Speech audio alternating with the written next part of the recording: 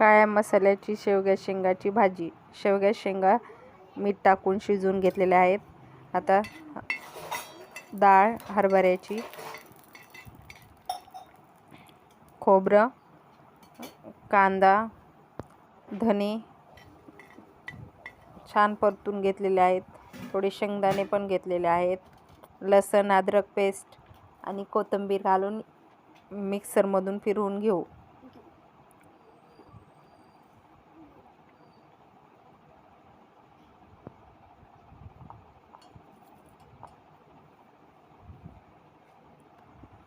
दोन पळ्या तेल गरम करायला टाकलेलं आहे. त्यामध्ये अंबारी मसाला आणि लाल तिखट, घरगुती लाल तिखट वापरलेलं आहे.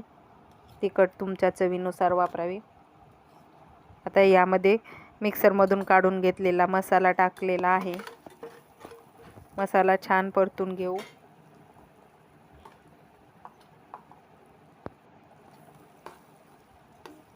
मसाला परतताना थोडंसं पाणी घालून मसाला परतून घेतलेला आहे. त्यामध्ये हळद, चवीनुसार मीठ घालून घेऊ.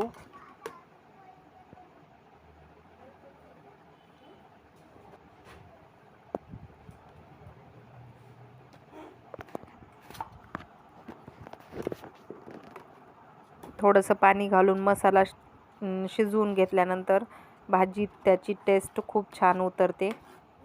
आता यामध्ये शिजवून घेतलेल्या शेंगा घालून घेऊ. हे पहा, आपल्या मसाल्याला छान तेल सुटलेलं आहे.